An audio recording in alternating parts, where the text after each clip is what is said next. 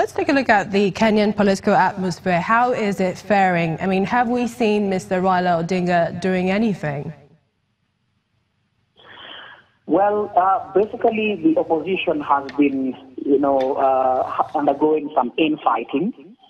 Raila Odinga, the opposition leader, has been calling for fresh elections in August this year. Within the opposition leadership, he has had to face a lot of opposition, even from his own, opposition leadership. We have one person who goes by the name of Musalia Mudavadi, who has been saying that it is not logical for Kenya to go through another general election just, a few months after we had two other elections. So there has been infighting within the opposition. And basically, I think Kenya is very interesting in that immediately after one election, people start jostling for position for the next general election. So even as we speak, people in the opposition are still have already started aligning themselves and jostling for positions to inherit Mr. Raila Odinga's, blessing to go for the presidency in 2022. So this is something which Kenyans have been, very much against. That there is no time where politicking will not be happening. There needs to be time where people take a breather and focus on development. However, the political temperatures in the country are still charged, and people are still politicking and, jostling for position, aligning themselves in readiness for the elections in 2022. All right. Eric Avala, many thanks. Always a pleasure having you on Network Africa.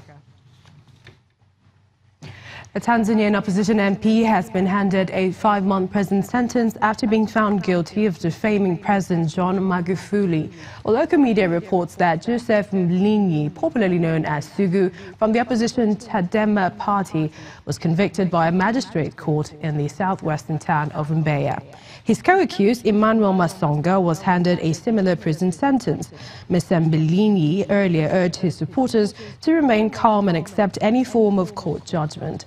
Observers say the ruling will deepen concerns that Magufuli's intolerance of dissent is eroding Tanzanian democracy. Here in Nigeria, the federal government has offered an assurance that it is working round the clock to ensure the safe return of 110 schoolgirls confirmed to be missing from Dapchi in Yobe State. Following the raid on the Government Girls Science and Technical College by Boko Haram insurgents last Monday, 105 girls were initially said to be missing.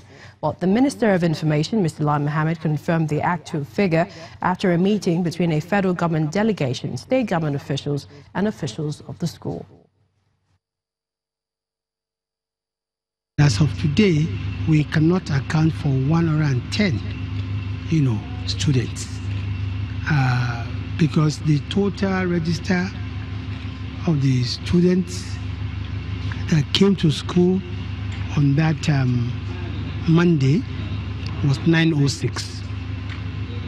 But as of today, about 110 of them cannot be accounted for.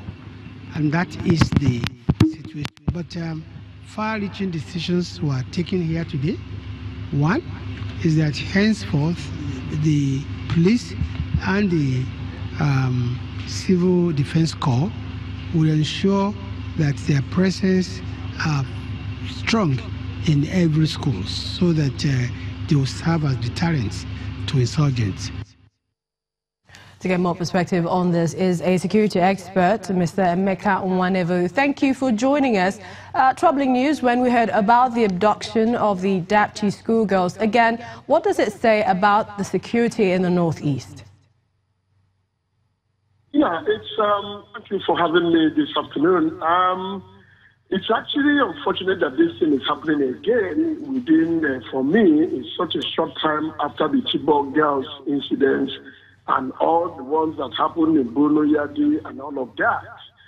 For me, it means that the proactive expectation from the security apparatus in Nigeria, and especially in the Northeast, has not been activated by both the military, the police, and the government, in my own opinion. We need to be more proactive than we are presently, especially in the Northeast, because of the presence of Boko Haram. and their linkage with other terrorist organizations outside Nigeria.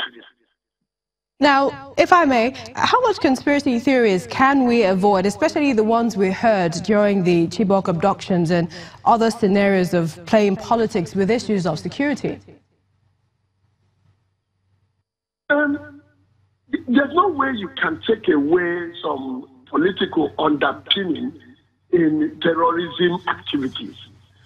But what is important and what is key for those of us operating in the security subsector is that every member organization in the security system should be in a united, should provide a united front, so that whether it is political or religious or traditional or whatever, it cannot come against a united security response. Finally, if I may quickly squeeze this in, what do you think should be done going forward, getting the girls and preventing this from occurring again?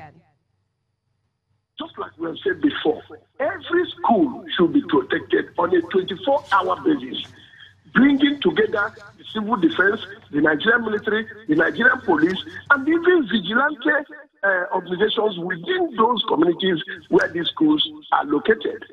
And then negotiations should continue with community leaders and some of the people who have hearing, who are within hearing negotiation capacity with some of these terrorist gangs, so that we can secure the release of these girls alive and as fast as possible. Thank you so much, Mr. Emeka Nwanevo, security expert. We hope to speak to you sometime soon.